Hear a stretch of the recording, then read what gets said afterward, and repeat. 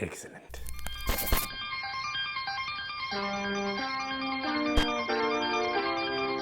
What's up guys, welcome back to WearTesters.com official YouTube channel. My name is Evan and today we have a performance review of the PUMA TRC Blaze Court. The PUMA TRC Blaze Court is a new performance model from PUMA that retails for about $115. Now in recent years, PUMA has become the most consistent performance basketball shoe brand, in my opinion. I've been able to play in a bunch of different models from them, from the PUMA RS Dreamer, the RS Dreamer 2, the PUMA Clyde All Pro, and the PUMA MBO 1, all of which are really different shoes from one to the other, but I think all of them are really great in their own way.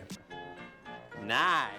Plus, when I first saw these, they reminded me of a beefed up PUMA Clyde All Pro. As you all know, the PUMA Clyde All Pro is an all-time great performer, so it's safe to say that I was really excited to get my hands on these, and my expectations were really high. It's great to give something back like that. But my expectations aside, let's jump into the performance features to see how they did on court. So starting off with the traction was actually the one feature I was pretty certain would be really good. What you get is full-length herringbone that's been reconfigured in the different sections of the foot to give you specific coverage for the moves that you make with that part of your foot. Makes sense. So in the forefoot area, the herringbone is much more horizontal than it is parallel. So if you think of push-off moves or step backs or anything you have to plant your foot hard going forwards or backwards, what you want is that horizontal configuration because it'll make you stop on a dime. Now that wouldn't be great for lateral movement because you have nothing stopping you going that way. But for these type of moves, this is really great. So if you look at the tip of the shoe, it changes from herringbone to straight horizontal lines. Similarly, if you look at the lateral part of the shoe, the herringbone turns parallel, which again is really good for side-to-side movements. So for lateral push-offs or for sliding on defense, this configuration works best. So basically the shoe has you covered on every type of movements you make. Now I got to test these indoors and outdoors and I had literally zero issues with it.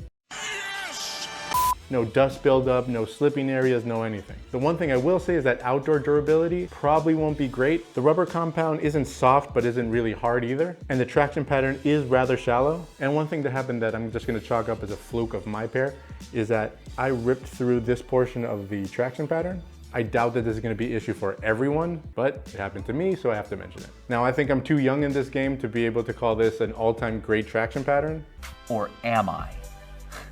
But let's just say it worked really, really, really well for me. So now moving on to the cushioning. Now the shoe has a fully foam-based cushioning system. You get full-length trinomic cushioning and Puma's Nitro Foam in the heel for some added impact protection. Now we've seen both of these cushioning systems before, kind of. So trinomic cushioning was actually a cushioning setup from the 90s from Puma. Kind of resembles Reebok's DMX cushioning, so that beehive type configuration. And the idea is that trinomic would give you the holy trinity of cushioning. For I am John Dorian, king of the nerds. So cushioning, flexibility, and stability. Trinomic. Okay, cool. So the trinomic cushioning we have in this shoe looks nothing like that trinomic cushioning, but it does provide that holy trinity of cushioning. It offers a really good blend of features you would find in a more max cushion setup. So you get a ton of impact protection and it does feel cushy, but you don't lose any support or reactiveness. The shoe is really bouncy, and as thick as the cushioning system is, you don't feel it slows you down in any way. Now that's where you're gonna find the one issue I think with this cushioning setup, is that you really do sit high in the shoe. When you put your foot in, your foot does sit within the midsole, but it only comes down to about this line. So you feel really high up in these. Only in that sense, it reminds me a little bit of a LeBron. So when you're that far off the court, court feel does suffer. But again, you get a lot of impact protection and bounce out of these without sacrificing stability or feeling sluggish on the court. Now I was testing these alongside the Kyrie 5 Low, which is also a really great shoe, but it has a really minimal cushioning system. So the quality of the cushioning in the shoe was that more evident after having played in that type of setup. Now moving on to the materials, I think this is where the shoe could have improved the most. You must tell me, who the heck are you? Everything is really functional and works really well, but the materials do feel a little cheap, and I think they don't do the shoe justice. I was also able to test the Puma Court Rider 2, but the materials they used and the implementation kind of make that shoe feel a little bit more premium than this one. You have a fully textile upper with some rubber overlays. Now similar to the traction, the weave is also targeted. You have a tighter weave from the midfoot to the heel and a more open weave in the toe box. The more open weave will give you a little bit more flexibility and a little bit more comfort, and this tighter weave will give you a little bit more containment. Then we also have these felt overlays, which are more aesthetic than anything, but they are placed in the high wear areas of the shoe, and they seem to be holding up really well. And actually, if I had to choose between fuse and felt, I think I'm sticking with felt, but it does feel a little cheap. Ah, shut up in your face. That's my mama. Big accordion solo! And then these two rubber overlays are to add containment to the shoe. And I don't know if the camera's picking it up, but these two pieces are two different consistencies. The rubber used here in the midfoot is a little softer and more flexible, while this piece is a lot more sturdy, which is again that targeted approach that this shoe seems to have. In the midfoot, you're gonna need a little bit more flex for movements, and you do want something a little bit more sturdy for heel containment. But we'll talk more about the support a little bit later on. Now, as for the fit, the shoe fits perfectly one-to-one. If anything, it's a little snug. So if you've had issues in the past of pinching or cramping while you play, maybe you should go try them on in store or go up half a size. For example, my brother helped me test these shoes and he did get a little pinching in the pinky toe area. But again, I had zero issues. And on top of that, the shoe is really comfy from the beginning. There is some padding in the forefoot area as well as the tongue and in the heel. So as soon as you put these on, they feel like they're made for your foot. And again, one of the advantages of using textiles is that they require little to no break-in time and they feel molded to your foot a bit sooner. Now moving on to the support of the shoe, I think this is another aspect in which the shoe really excels. We mentioned before these rubber overlays, which really are functional. One of the other shoes I tested alongside this one was the KD Tray 510.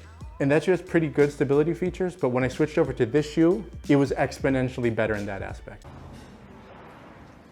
Again, we have this overlay for midfoot containment on lateral moves. We have this other more sturdy overlay, which acts as a roll cage and really does its job well. We also have a pretty sturdy heel counter, and there's a TPU torsion plate that's visible through the midsole. Hear that? There's also a pair of lace cables on either side that pull you down into the footbed. And then just on top of that, the fit and the different weaves also add support. Now the torsional plate isn't the beefiest torsional plate you'll ever see, but it does its job well. And then again, the cushioning itself is very stable, especially for being this thick. So you really do feel secure when you're moving around in these. Whether we're talking about jumping or changing directions or changing speed, it doesn't really matter what you throw at these guys, they have you covered. Now overall, I really like this shoe. I typically don't like riding this far off the ground. I tend to prefer more low profile type shoes, but that Trinomic cushioning really does have a great balance between cushiness and reactiveness. And you don't really feel like you're lagging at any point. Maybe I would have preferred a little bit more court feel, but I really didn't miss it either when playing in these.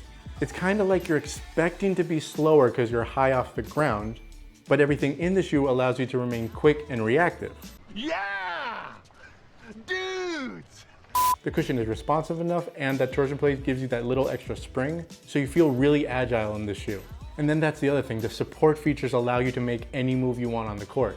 And on top of that, you have that really great traction, so you don't feel limited in any way when making moves on the court. So again, I think this is a really excellent performance basketball shoe. And on top of that, it's a pleasantly surprising shoe, which is always great. Now, would I have used different materials on the upper? If we're considering the shoe a budget to mid-tier shoe, then not really, they work really well, and if it helps keep the shoe reasonably priced, then have at it. But if this were a signature shoe, and I think it has the potential to be a signature shoe, then absolutely I would have made some upgrades. PUMA Basketball really only has one signature athlete right now, LaMelo Ball, and I think it would be really interesting if they gave this as a signature shoe to Terry Rozier, who plays alongside Ball on the Charlotte Hornets. I think that could be a really cool showcase for PUMA, with two really good basketball players on the same team, both being PUMA signature athletes, and both breaking out the craziest colorways of each shoe. And I think if this shoe got the treatment that the PUMA Clyde All Pro did in the Kuzma colorway, so I'm talking about this shoe right here, where we have some really nice suede in the forefoot and in the heel, and some leather portions as well, then I think we could be talking about a legit signature shoe. And this is a long shot, but how cool would it be to see Scary Terry and LaMelo Ball in an all-star game, in all-star colorways of the MBO2 and this guy right here. But as we say here in Spain, dreaming is free, so allow me to dream, guys. No stairway. Denied. Okay, anyway, that's all we have today for the PUMA TRC Blaze Court. Another excellent performance basketball shoe from PUMA. PUMA, keep it up. All you guys out there, let us know what you think about this shoe. Is it an automatic pickup for you guys? Do you like the design? Don't forget to like, comment, and subscribe. And until next time, be good.